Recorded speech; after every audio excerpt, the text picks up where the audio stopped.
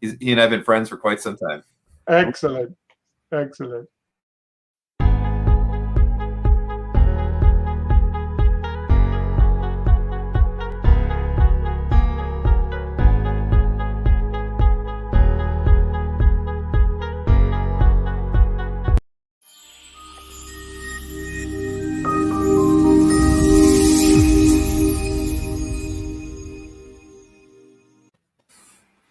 Hi, everybody. Welcome back.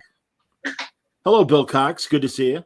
Yes, I have a break, a moment from programming. I've never met Mike, so I wanted to pop in and say hi and thank you for joining us today. This has been it's been a great start to the show. I'm looking forward to the chat with you today. Yeah, it'll be good. It'll be great.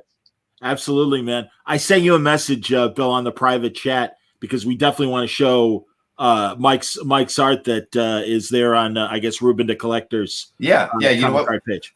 I'll when I leave here I'll get those images and I'll get them loaded into the studio for you. That'd be great, man. I appreciate it. Thank you. Okay, and thank you everybody, and it's good to see Ted Baxter from the Mary Tyler Moore Show joining us, the Silver Fox himself, Mike Perkins. I'm just so I have no idea what you're talking about. It's one of those American things where I'm like, what? It's all right. No. It's Ted Knight, the guy who used to be the voiceover guy for the Super Friends cartoons. You got to do. Meanwhile, at the Hall of Justice. I think it's more like a Magneto or a Quicksilver. Yes. Oh my God, Mike, you got to cosplay. I mean, what are you doing at DC? You got to cosplay as Quicksilver and as Magneto. Deathstroke, right? It would be Deathstroke at DC. It would be. Yeah. You got to grow the beard. Got to get the goatee. Yeah, man. Get my eye patch. Exactly. Get my eye out. Mike, how many years has it been now that you've been at DC? 3. Okay, I know. With COVID, who the hell knows? I know. It's true. It feels like 23 because of the I understand COVID. that too. Yeah. But first of all, the last time we met was just before, like at C2E2 last year, and then everything just collapsed. I know, man. And it was great seeing you, and I'm glad. I felt that way with Tom King as well. It's like, God, right. I'm so glad, friends, that we were able to see each other before things got weird. And thankfully, we're coming out of it. Hey, I was just talking with the guys on the John Paul Leon tribute, and Charlie Adler said you're moving back to. That's to right. UK. Oh, he's giving all my secrets away. Tell me what's up, man. Good Lord, are you sick of us? No, it's. I think it's this year. If this year has taught us anything, it's the importance of family. I understand totally. I think that's basically what it comes down to. I don't blame you, man. That's great. Well, that's wonderful to hear. So as much as we'll miss you, you'll come back. You'll do. I'll be just around the corner from Charlie. So okay. Well, and now once the international flights ease up, I got to go to Thought Bubble and the like. Right. And experience the European cons finally. Yeah, for sure. So, for sure. Absolutely. Let's see. Already we got great people coming on and saying hello. Excellent. And very cool. Art is not sold live here. This is the Q&A, but we are directing people to Ruben the Artist's page where Mike's Ruben the Collector. Ruben the Collector, excuse me. Thank you.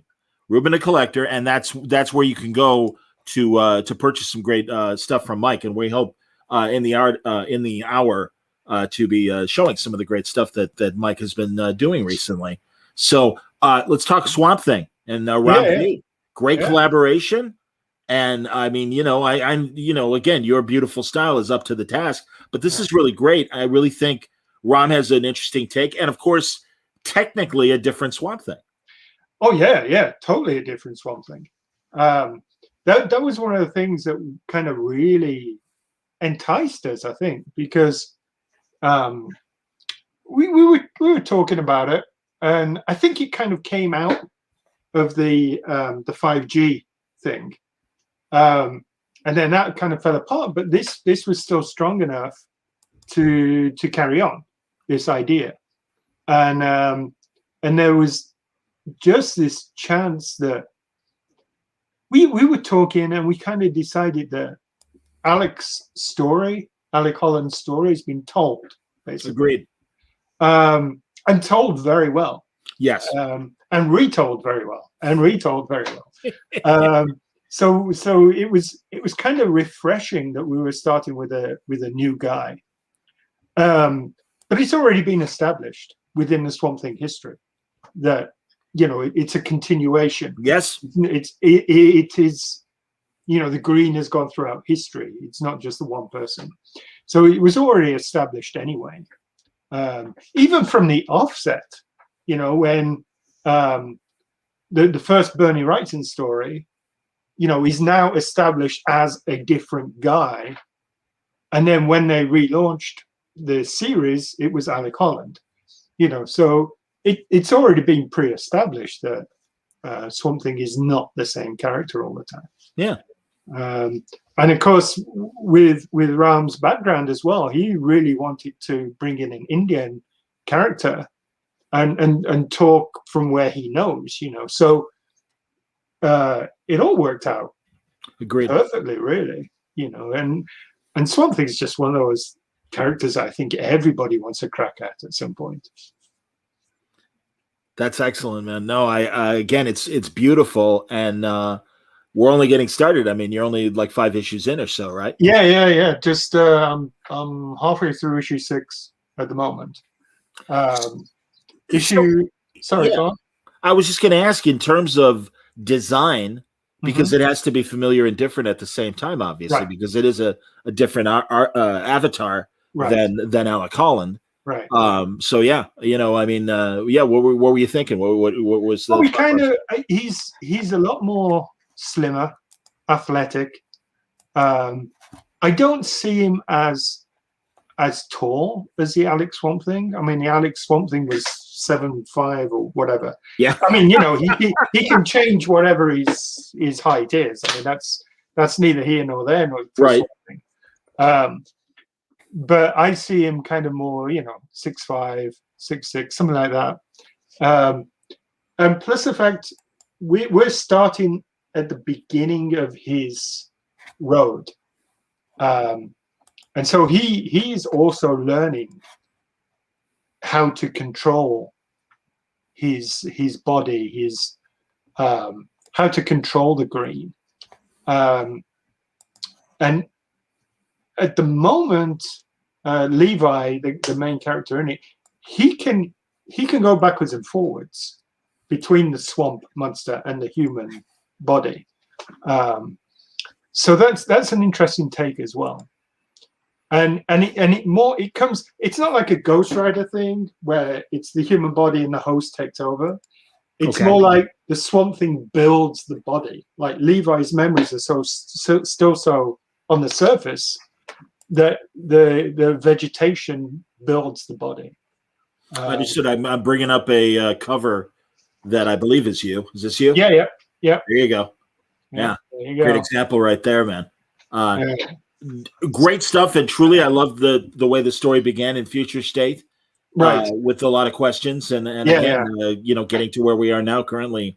Yeah, we kind of delve into that a little bit from issue 6, where you're going to be seeing more about the origin of the Swamp Thing, his family life beforehand, and his growth into that thing. And there's a kind of conflict between him and his brother, and you've already seen his brother in Future State, and you might not have known it yet, but you'll see it when it comes up. You'll be going, that's great. Oh, they set it up ages ago.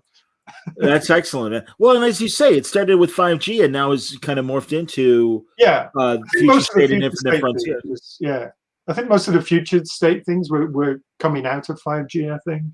Yeah, it seemed like, at least from broad strokes, and I know some things were refined. I was just talking to Josh Williamson about Infinite Frontier in general and stuff.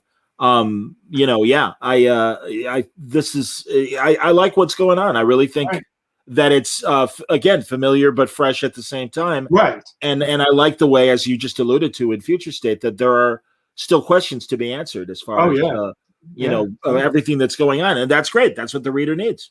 Yeah, for sure. So very cool. Yeah. I mean, the future state stuff was great to get into as well. Just because the Swamp Thing stuff was so far in the future, and it was basically telling the story of the end of humanity, really. Yep. And just the fact that Swamp Thing couldn't cut himself off from that. You know, he had tried to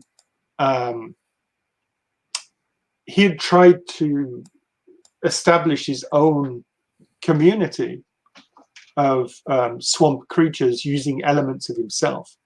But the one thing lacking was that humanity, really. Understood. I'm noticing that people are already bidding on different pieces that we got here. Oh, Brian Peck has a question. Hold on. Okay. And Mike used a lot of medical reference books when drawing the pages with this new Swamp Thing. Yeah. I mean, Grey's Anatomy was right there. I mean, it was just, and Ram and I, we work very closely together. We'll always be throwing things backwards and forwards. So, and Ram comes from a scientific background anyway. I think he was a chemical engineer. That's correct. Yes. So you know, he knows a lot of this stuff anyway, and he would send me things, you know, the kind of structure of plants and all this kind of stuff, and we would try to put that structure of plants within Grey's Anatomy, and try to figure out, you know, what goes on, and all this kind of stuff, and it was amazing how much of our anatomy as humans looks plant-like anyway. You know, you would draw things and it's like, well, that looks like a tree, you know. So there were certain things which lent itself to that. That's excellent, man. And you're right. And also just even the basics of, as you say, looking in Grey's Anatomy, the circulatory system, right? Or when they peel the you know, skin and muscle away. Yeah, all the lungs and everything. I mean, you look at that, and the lungs just look like a tree, and then they talk about trees being the lungs of the planet Earth, and it's like, it's right there. It kind of makes sense of that the anatomy lesson that really did kind of change everything for Swamp Thing, and you do kind of realize that, you know, the similarity and everything. That's excellent. Well, here we got some examples of some of the art you get going. So great Black Widow. Those on Ruben's site, Black Widow one. Yep. And really, for a lot of these, it's more of a case of what takes my fancy at the time. This looks a little self-portrait-y there, Mike. Always the Joker comes off as self-portrait. I don't know why that is. It's that manic look in my eyes. Yeah, you're a much gentler soul than I've always experienced, but I love it. I love that you put yourself in the Joker. That's fantastic, man. Too funny. You're killing me. Penguin, very nice. And I even see a little Perkins in that face too. That's great, man. Too goddamn much. I'm gonna hold off on the others right now. I want to ask, and certainly somebody already acknowledged Lois Lane. Mm-hmm. And man, that series was so fantastic. And Greg were just killing it. Obviously, I won't deny that the fact that the thing was based in Chicago tickled me to no end. And in fact, and I told you this, you guys had Lois Lane based in Chicago, specifically at the Drake Hotel, that is right off the lake, right on Lakeshore Drive. Yeah. And when I was working for CBS News, I would take Lakeshore Drive to work and hit the Drake. And I remember one night being stuck in traffic wall to wall, and we weren't moving for minutes. And I pulled out the phone and had to snap a picture of the Drake. And I used it for Instagram. And I'm like, I'm on my way to have a little confab with Lois before I go to work. Right. So it was fantastic. I loved it. Yeah. I bet you were hoping to see Superman coming into that balcony there. Exactly. I wasn't invited. And, you know, exactly. Please sit down, Clark. I'm not trying to make a move. Right. Purely journalistic, you know, mutual admiration. Hopefully on that as well. So, yeah, no, it was honestly, that was what a great series. And really, I know, and you know, you've been to Chicago many times. So obviously, you really took advantage. You know, of really capturing a lot of great city moments and stuff in the book as well. Yeah. Yeah. I mean, Lois was one of the books, along with Swamp Thing. It was on my list. Like when I I first sat down with Dan and we were going through, what do you want to do? What do you want to, attempt to do? And Lois Lane was on that list. It was Lois Lane with Greg Rucka. I mean, that was on my list. The Swamp Thing was on there as well, and plenty more that I'm still dying to get to. Did you do some Green Lantern in that? I did. Yeah, we did the Green Lantern. We knew that Green Lantern was ending and it was going into Liam and Grant's run. And so it was myself and Dan Jurgens. So yes. we did Green Lantern together while we were waiting for the Lois to start up. Because I think I had some stuff. I think what happened was we really wanted Lois to go ahead. And originally it was going to be one of the, we discussed it as being one of the launches of the Black Label line. So it was going to be big called The Planet, basically. And so it was Greg's take on Gotham Central, but on the Daily Planet. Understood. And it was going to be a lot more adult oriented because it was a Black Label line. And, so it was actually going to be one of the launches of that. And then that all kind of fell apart for various reasons. And then by the time we were ready to go back and start it again, Dan wanted to pull it into the DCU. Because Bendis had started the Superman books at that point. And so it made more sense. I mean, just basically meant more superheroes and less swearing. I mean, that's all it came down to. I mean, Greg was enthusiastic about having a big swear word on the first page, and it would have worked. It would have worked.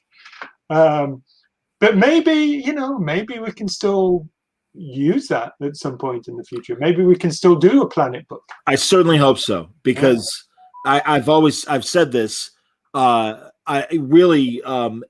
ironic that for a long time Superman didn't have the villains that were equal to his power. Right. But that said, that Planet cast of characters was so great, and it only even got better in the 70s when it transferred to WGBH, and you added Steve Lombard and Morgan Edge. And I mean, that's the thing. It really was this like great set of supporting characters that each complemented Superman in a different way. Totally. And the thing is, I mean, you can play with that so well with with Gotham Central, where you've got this cast of characters dealing with how do you get a story out there when you've got superheroes on your doorstep, kind of thing. And that was we got into that a little bit in the Lois book because basically Lois is even stronger than Superman. And there's that one point where Clark is like, I just want to save you.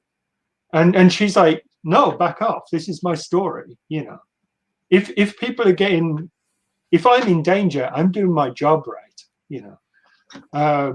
And so there's a lot of moments like that with Lois and Clark, which are beautiful moments.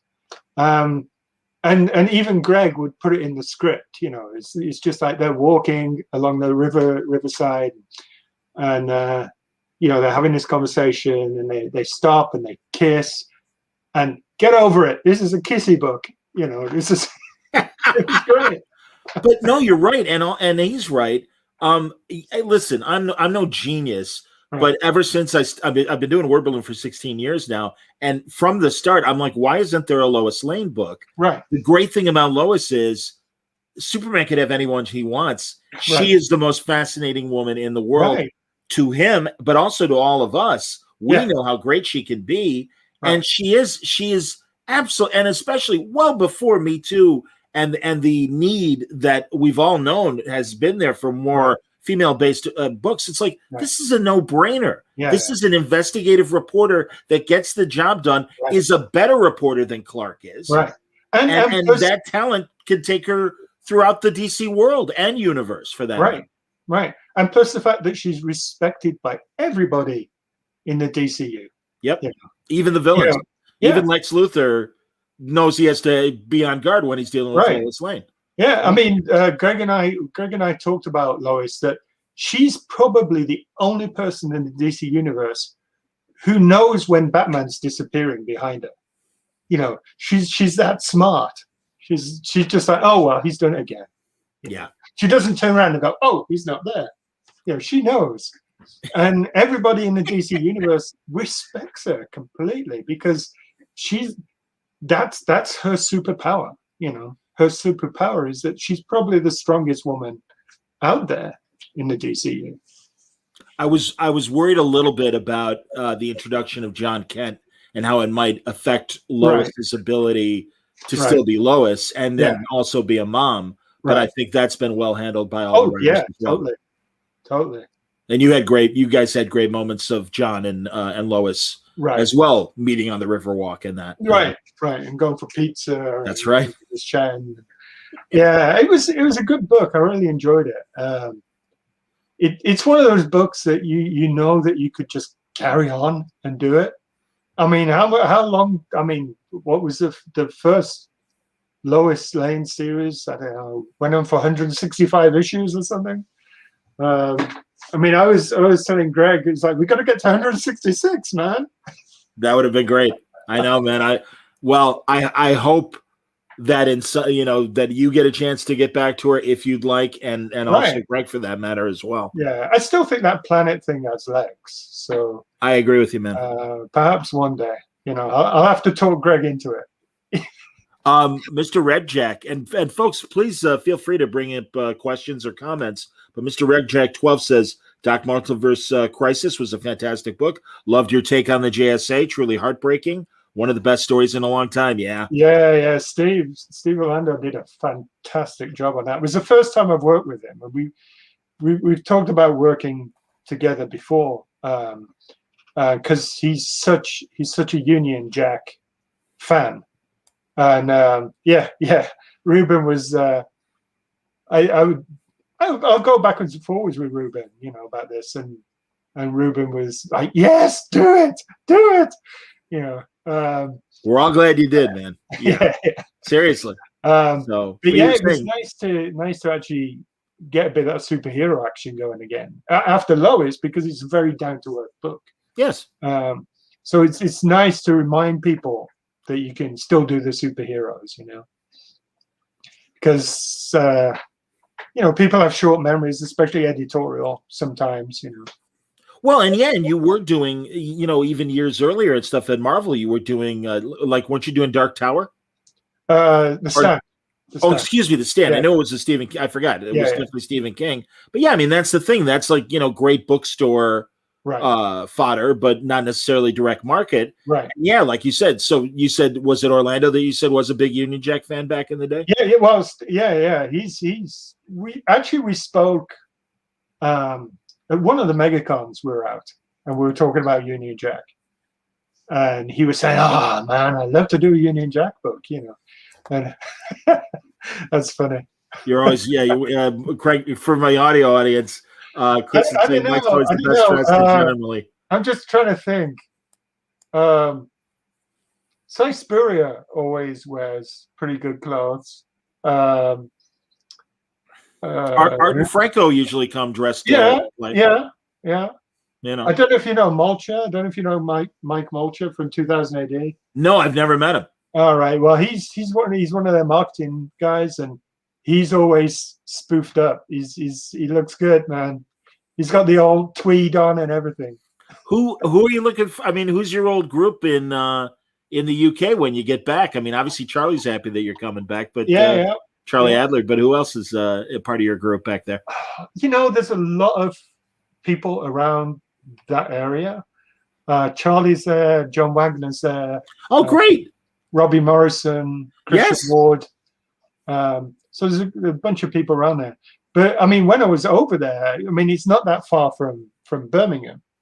There were a group of us in England who would meet up once a month, once every 2 months. Man, I'm going to go over the names now, and I'll be missing names, and everyone will be peed off with me. Yeah, so there was Ian Edgington and Phil Winslade and Paul Birch and James Hodgkins, Mark Farmer, Richard Elson. There was John McRae. That's great. And Tennyson. There was all of us out there, you know. Steve Pugh, Lou Stringer. Sure. Loads of us. That's wonderful, man. Good Lord. I mean, I always say if I had my wares to live anywhere, and I'm very blessed being in Chicago and surrounded by the creators that are here. Right. But I would go to Portland in a shot. Oh yeah. Because or Kansas City. I know a lot of friends in Kansas City. Yeah. You know, and so I mean, but Portland. Every time I see all my West Coast friends, I'm like, God, I could think of like a dozen people that I'm good friends with. That I'm like, oh, it'd be great to see. And I feel like that when I visit them. It's like, can't we all live? And I feel this way about you as well, Mike. It's like, can't we all live on the same street? And just run into each other like we do at cons and have a drink or coffee or whatever or a meal, you know. Well, plus the fact, England is a lot smaller place anyway. So I know that now. Before I came to America, it was, pretty big. It was pretty big, but now I know that 2 hours is commuting distance. It doesn't necessarily mean you're going on holiday, So it's a different place. Old school Shinobi, good question. Did you get to work at all, like with Stephen King specifically, while you were adapting The Stand, or was it with his office mostly? No, it was we email, and we still do every now and again. Oh, great! But it was more of a case of he wanted to see the character designs and things like that. So he loved them, And for me, that was a concern, because millions of people see the characters differently. Every person sees the character how they want to see it. So as soon as I got Stephen's okay, then I wasn't worried about anybody else liking it or not. So I mean, every now and again we'll just he would send me emails all the time, saying, oh, I'm like a kid in a candy shop every time a new issue comes out. Well, he's a legitimate comics fan, so that's even better. So you're getting a guy that it's so fascinating hearing both authors, the way they deal with comic book adaptations, but also the Hollywood people. Right.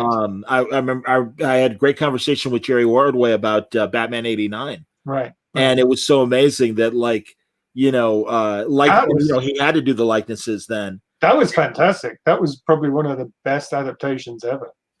I'm with you, but then he told me about this one head sketch piece he did of various angles of Nicholson, and apparently Nicholson circled one. He's like, this doesn't look at all like me. And it's just like, that's amazing. It's like, oh, because, mostly it was the agent talking, but he's like, okay, clearly that's Jack stepping in and going, wait a minute. No. You get that all the time. I think it was when Ian Edgington was writing some Star Trek stuff.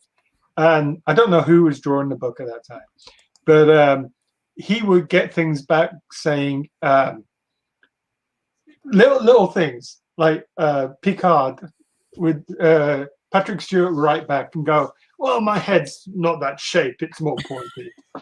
And I've had a bit of work done around there since those photos were taken. Can we incorporate that? That's outstanding. When were you working on Star Trek? I wasn't doing it. It was Ian Edgington. Ian who was drawing it at that point. I see. Okay. I think the only film adaptation I've done was the Elektra adaptation, and that was like you couldn't draw it as Elektra in the comics, and you couldn't draw it like Jennifer Garner, and I was like, I was just saying you couldn't do either. That's great. No, so you had to do it somewhere in the middle. Yeah. So did she look? And you'll forgive me because, of course, I'm Greek, and I immediately think of Elektra as a Greek woman. So I mean, I would love to see an example of your Elektra. No, you really wouldn't. Speaking of Patrick Stewart, although this is more of a proper Professor X. Right, I enjoyed that one. That's one was amazing. That one was niggling in my mind. Like I said, a lot of these these 11 by 14 illustrations, they're kind of things that just take me at that time. You know, I don't sit down and write a list of things I'm going to do. I'll be like, okay, I'll do a Professor X at the moment, and you know, and then I'm trying to think of a way to make it interesting. Sure. That's because you know, who's going to want to buy, you know, just a head, just a Professor X. Well, here's a Phoenix and Jean Grey. Yeah. Yeah. Jesus. That's really interesting, and that's a very interesting face. Right. I mean, still beautiful, but yeah. Did you have an actor? I mean, I don't want to get you in trouble. No. But yeah, you know, any specific face in mind with that? No, I think the problem is if you use an actor or an actress for those things, you see it takes you away from the actual piece. You know. I understand. So you'll be looking at it and go, oh, that's so and so. That's, you know. It's funny. I mentioned to. Is he talking about me? Is Ruben talking about me? Let's say yes. Let's say, is that, by the way, for Ruben's avatar? Is that that's Scarlet Witch? That's outstanding, man. Oh, that's funny. And yeah, Old School says it looks a little bit like Emily Blunt. Okay, I can see that. Sure. Here, I'll go back. There's nothing wrong with that. No, absolutely not. Good Lord. You know, yeah, I don't know what I almost was thinking of, and again, you'll forgive me, but a girl I went to high school with, Liz Fair. Right. Well, it's not her. She's lovely. Great and very sweet. Nice, very nice lady. Right. Very, very nice lady. So I was starting to say, Gabe Hardman, you know, have you ever seen that wonderful Orson Welles' Batman that he did years ago? Right. I've bugged him for years, and I do want a stunt cast. And what I want him to draw, I don't know if you know this old school actor from the 40s and 50s, Robert Taylor. Yeah. I'd like him in the Iron Man outfit. I think I think mustache Robert Taylor, 1950s Robert Taylor, kind of looks like Tony Stark. Right. So I remember doing a Freddie Mercury as Kraven the Hunter once. That was Mike Norton drew Tim Seeley as Doctor Strange one night at a casual drink and draw. Excellent. And I was pounding the floor laughing, and he's like, yeah, it's pretty good. And suitable. It worked. It absolutely worked. Here, wait. More art. Let's see here. Who do we not show? We didn't show the Winter Soldier. Yeah. Fantastic.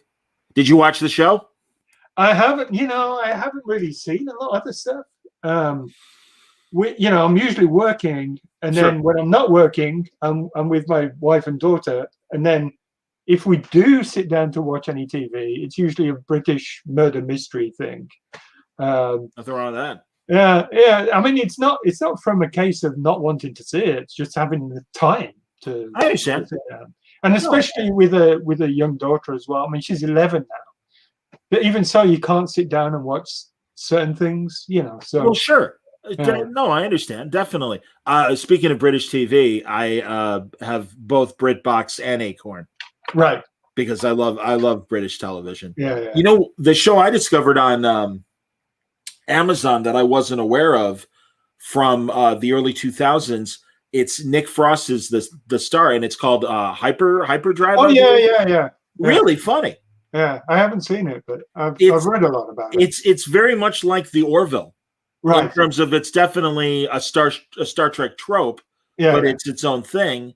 And honestly, I was really surprised, and it's on Amazon Prime now, right. And I would say if anyone's curious watching this to watch it, I would start with the second episode because they're all self-contained episodes. Yeah. But I felt the second episode was funnier than the first episode. And the first episode was fine, but you don't need it to really understand the premise. So, there you go. Yeah. My wife's favorite, I mean, she's seen them all now, multiple times. My wife's favorite was, because we like the murder mystery stuff. Yeah.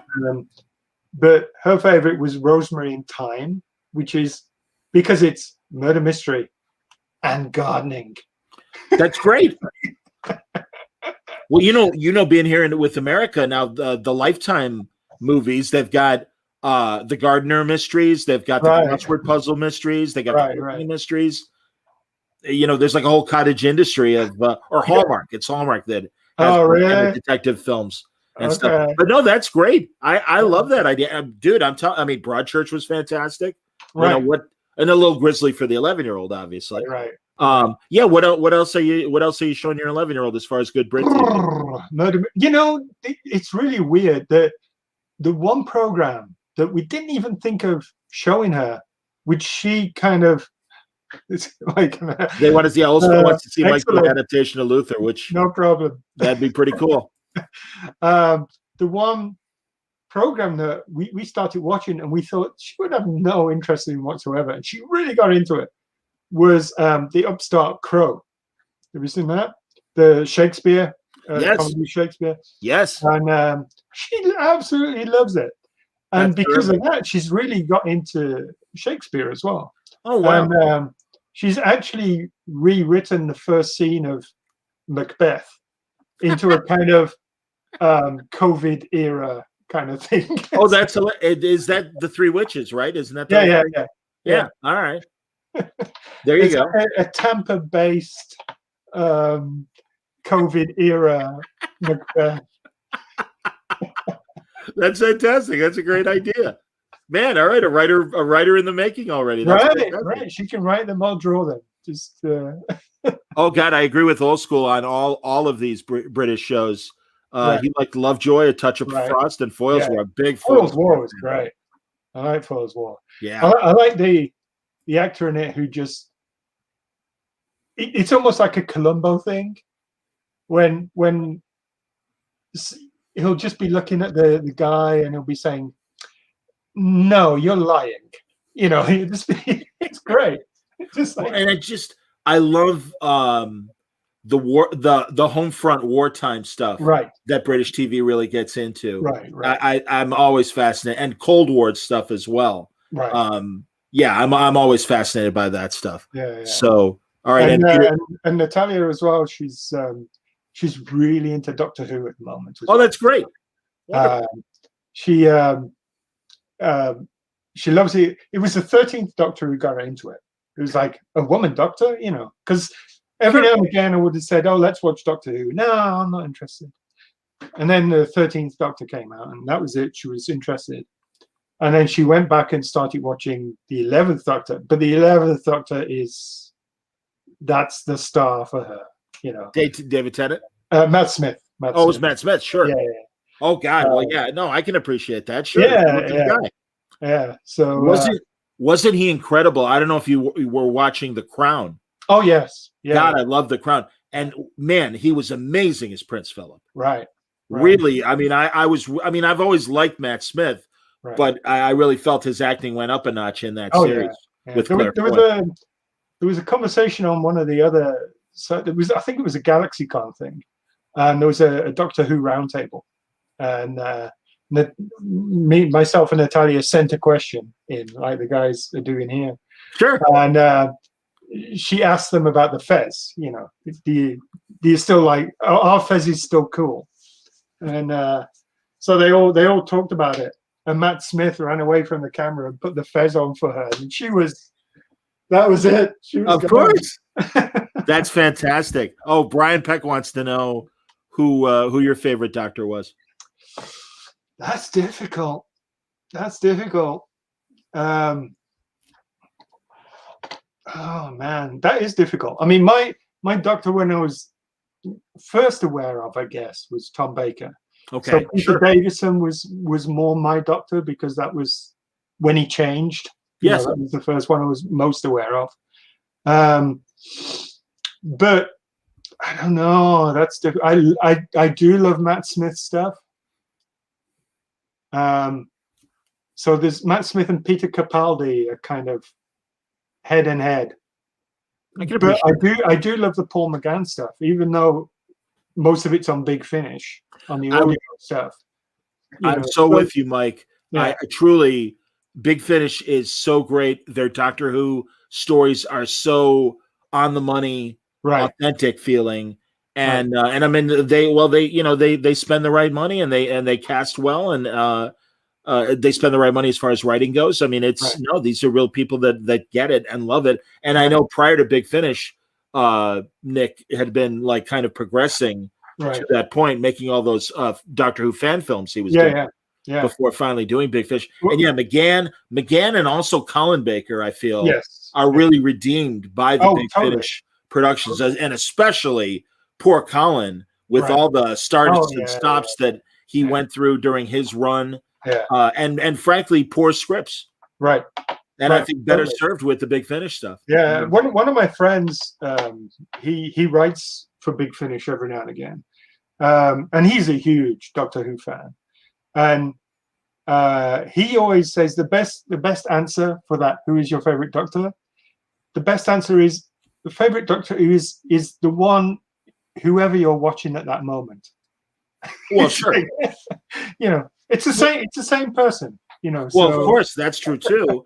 If Brian Peck is asking it, then I would say my favorite Doctor is Steed, because he's such an Avengers nerd. Yeah, Patrick McNee, obviously, absolutely. No, I was going to say, it's like the James Bonds.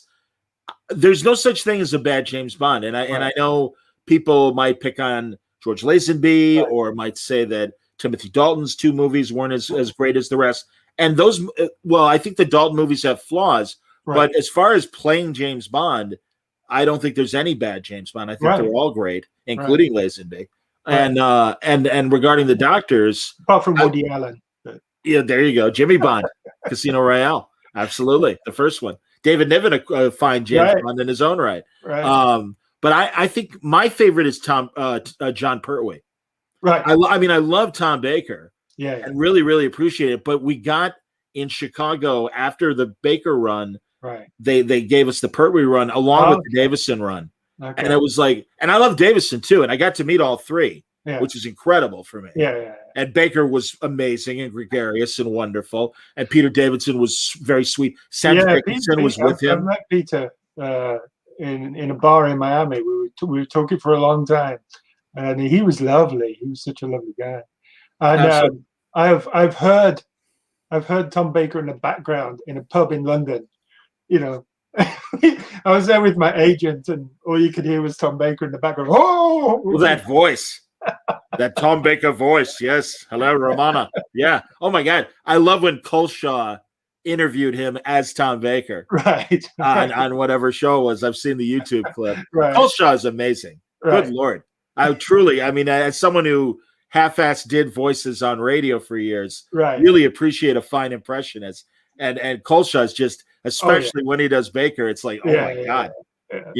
But Perry was amazing because he was as big in person as he seemed watching it and stuff. And absolutely was like, you're damn right, I'm the Doctor. And it's like, yeah, that's amazing, man. This is incredible.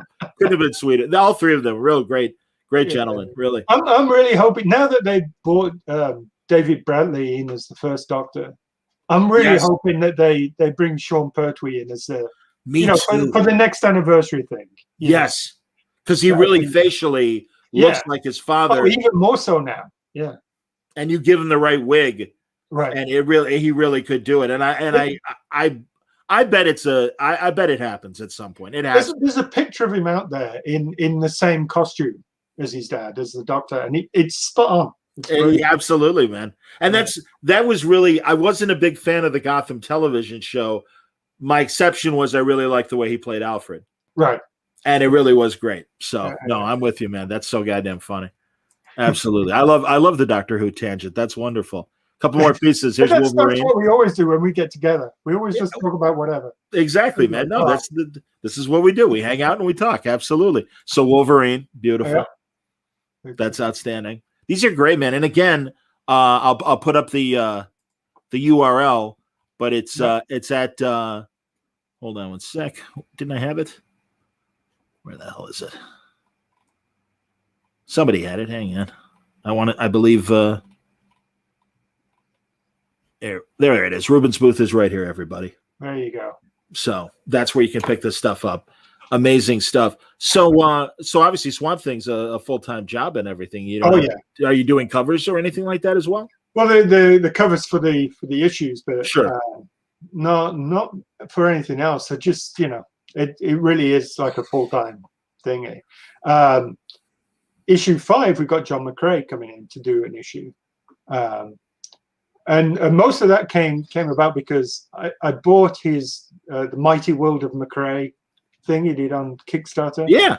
And I bought a copy of that, and we've known each other for years, so we've gone backwards and forwards. And he said, "Oh, I'm so jealous you're doing Swamp Thing," and I said, "We've probably got a filling coming up. Do you want me to put a word in?" Oh yeah. Oh, that's terrific. So, that's kind of how it came about, really.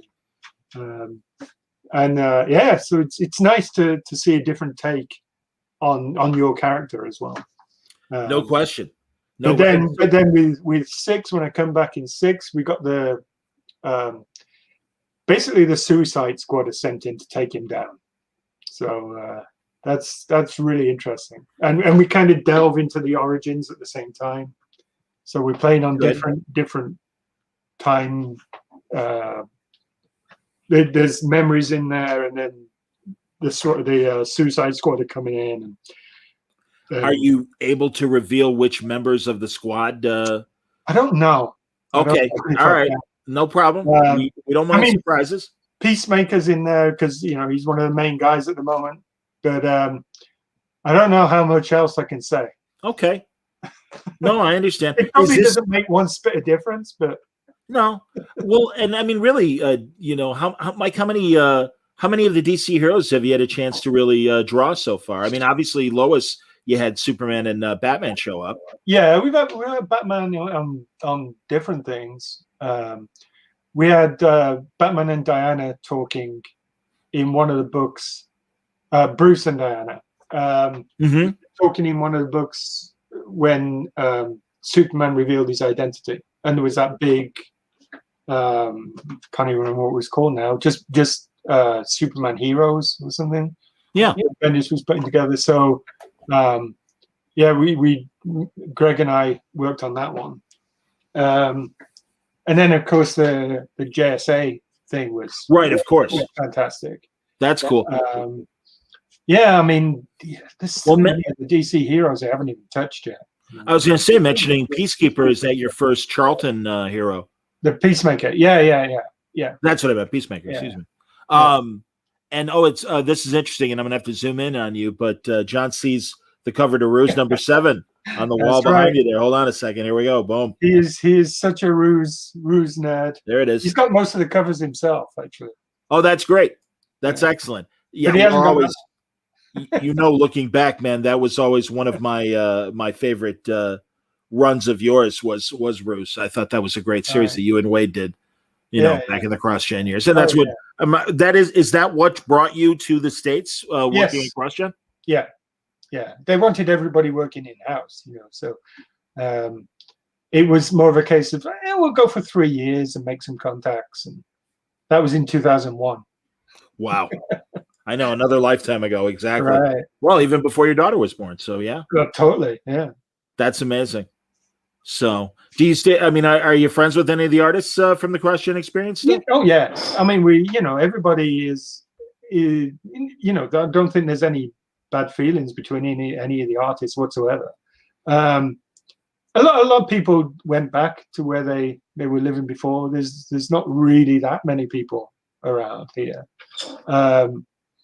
So yeah, I mean, after CrossGen wrapped up, I had a studio. There was me, Laura Martin, Butch Geiss, and Andrew Hennessy, and we all had a studio together. So that was great. That was like a decompression chamber. After working in a studio of 100 people, it was difficult to just go back and work in your house, So we had that stuff where it was nice to work with those people. Understood. Ruben points out that as far as DC heroes goes, you drew about 200 of them in pretty much multiverse story. Yeah, that's true. That's a good point. I can appreciate that, definitely. Pretty much, but there's this whole lot more. I understand. I've got that big Who's Who omnibus down here. The one they just put out. I mean, I've got the single comics when they came out as well, but I got the omnibus down there, so I'm working my way through it. Just pick them up when I get to them. I've asked, or I've just observationally, it's always been interesting to hear UK creators and how they got American comics. because I mean, everyone, or I shouldn't say everyone, I shouldn't assume, but people may not know that a lot of American comics, the only reason why they made it to the UK was that they literally were used as ballast for ships. Yeah. So there really was just, they were there for weight. Yeah. For whatever cargo was going over to the UK. Yeah, and of course, because of that, you wouldn't get the main comics. You wouldn't get Spider-Man. You wouldn't get Captain America comics or anything like that. It was stuff like, Shogun Warriors and ROM and things like this, So somebody bought the Joker. Excellent. Did Chris get it? We're not sure, but yeah. So let me show you what you can't buy anymore, folks. It's this beautiful piece right now, and so I think that makes 7 of the 13 pieces that are in Ruben the Collector's booth. So get them while they last. Right. But go on, Mike. All right. Yeah. So it was all those comics that maybe weren't the best sellers, kind of thing, and a lot of the times we didn't really get a lot of DC books. Mostly it was Marvel, and the Marvel reprints were going around, the black and white Marvel reprints. So excellent. Thanks, Chris. So it was very much, it was the DC books were somewhere else. We didn't really come across them that much. Every now and again we would see them. But I mean, I still remember the very first actual DC American comic I picked up was when I was maybe 4 years old, and that was only because we were traveling somewhere on a coach somewhere, and we stopped at the motorway service station, and there was a comic there, and I picked it up, and it was fantastic. It was Batman 456 when he's kissed to death. It was, and in fact, it was. It was the kiss of death or something like that, and that was one of the things we went back to in Lois Lane. There was this villainess, this new villainess we introduced in it, the kiss of death, and that's kind of where it came from. That's excellent. I was telling Greg, this was one of the first comics I picked up. Can we utilize it somehow? That's amazing, man. Outstanding. Very, very funny. Crazy stuff. So, all right. So, like you said, John is going to fill in for you on issue 5. I don't know. Has that come out yet? No, issue 4 comes out in a couple of weeks. Okay. Yeah. And then you're taking a break up for 5, but then you're back on 6. Yeah. Do you think that'll be the rhythm? That's really just to accommodate the move, really. Sure. Oh, that makes sense. Of course. Yes. But the whole thing, I'm not really a filling guy. When I take on a series, I want to do the whole thing. And so for me, it was very difficult to give it up. But it was just one of those things I had to do. It was, and to do the whole season 1, which we would love to do. And Ram and I have already chatted about a season 2. So, sales are going very well. I was going to say, it looks like it's doing fine. So there's going to be a need for it. Critically acclaimed. So we're kind of hoping that will be the case, that we'll just go straight into the season 2 afterwards, which for what we've got in mind for it would be fantastic. That's excellent to hear, man. Very, very cool. I don't know. Did you know John Paul Leon? We unfortunately lost him. Yes, I did. Any thoughts on John? I don't know. No, he was such a lovely guy. Yeah. He was. We met a few times at the Ultimate Cons, in Durham, and oh man, he was such a lovely guy. I mean, he was so level. There wasn't any kind of big-headedness or anything like that. No. And of course, his work was just astounding. Yeah. I mean, the way that he utilized those blacks, those shadows, and everything it was brilliant. Yeah.